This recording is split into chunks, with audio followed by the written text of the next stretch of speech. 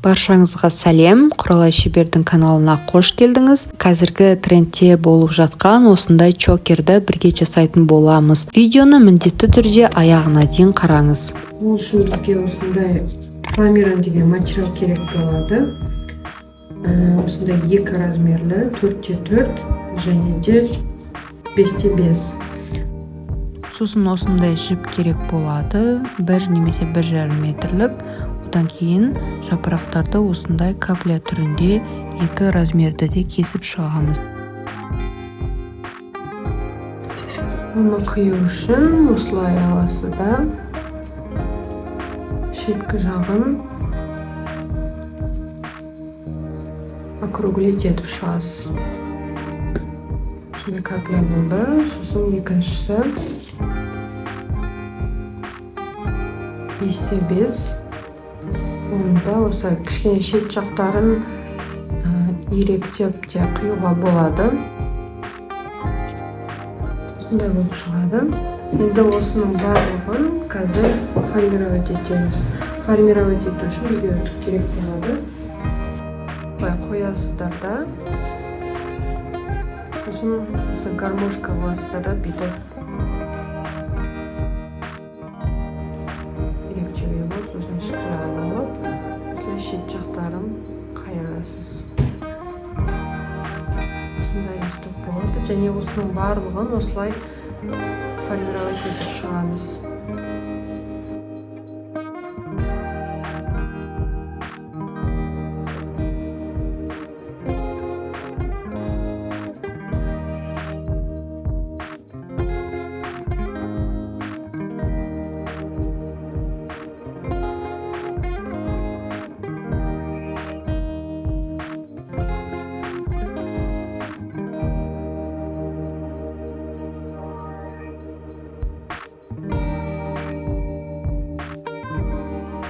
Барлығын формировать етіп болғаннан кейін енді роза гүлін жинаймыз. Ол үшін бізге осындай лепестокты кулек жасау керек.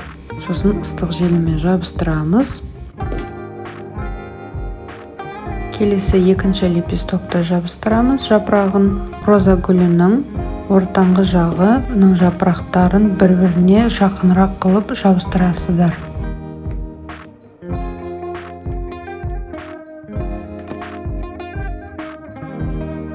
Келесі үшінші жапырақты жәнегі екінші жапыраққа қарама-қарсы қылып жабыстырамыз.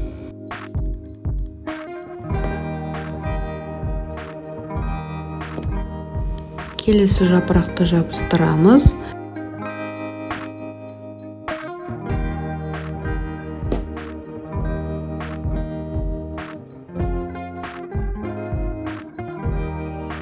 Яғни роза гүлінің ортаңғы жағы қалыңдағанға дейін осылай бір-бір жапырақтан жабыстырып шығу керек. Роза гүлінің ортаңғы жағы кішкене қалыңдағаннан кейін енді келесі жапырақтарды сәл бір-бірінен алшақтау қылып жабыстыру керек. Яғни бірінші лепестоктың тек қана бір жағына ғана клей жағамыз. Содан кейін екінші лепестоктан бастап екі жағына клей жағып, осылай бірінен соң бірін кезек-кезек қылып жабыстырып шығасыздар. Төртінші жапырақты жабыстырар кезінде бірінші жапырақтың ашық тұрған жеріне аламыз да осылай кіргізіп жабыстырамыз. Одан кейін соңғы жапырақты клейлеп сол қатарды жабамыз. Жаңа қатар бастар кезінде әрдайым бірінші жапырақтың тек қана бір жағын ғана жабыстырасыздар. Одан кейін келесі круг бойынша айналып шығып жабыстырып шығасыздар. Егер де сіздерге олай қиын болса, түк те етпейді. Яғни бірінші жапырақтан бастап екі жағына да клей жағып, солай жабыстыра берсеңіздер де болады. Егер де сіз енді ғана гүл жасап бастап жүрсеңіз. Чокерді мен зефирный фоамираннан жасап жатырмын.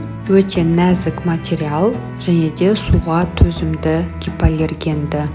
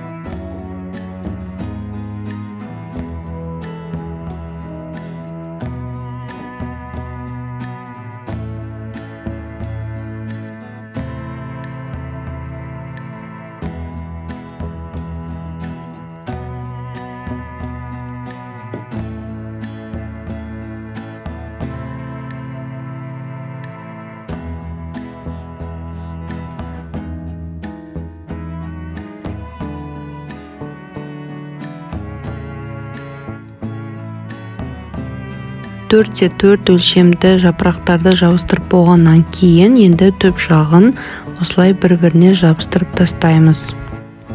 Ары қарай 5x5 өлшемді жапырақтарды жабыстырамыз. Гүлдің диаметрі егерде сізге кішкентай керек болса, мысалы, онда жапырақтарын азайтасыз. Егерде диаметрі үлкен гүл керек болса, онда жапырақтарын көбейтуге болады.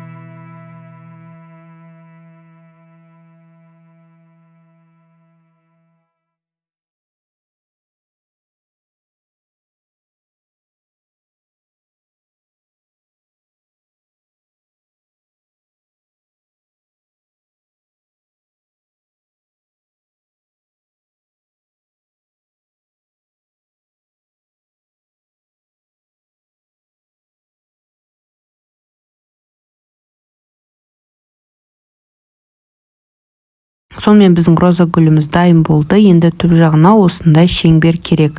Осындай шеңберді фетрдан, фоамираннан немесе изолоннан жасауға болады.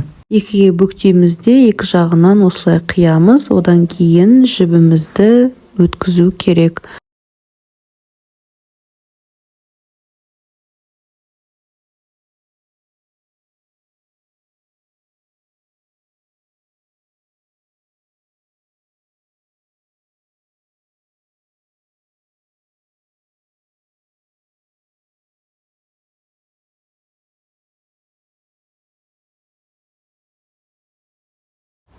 Клейді тек қана шеңбердің екі жақ шетінен ғана жағамыз, жіп тұрған жерге жағуға болмайды.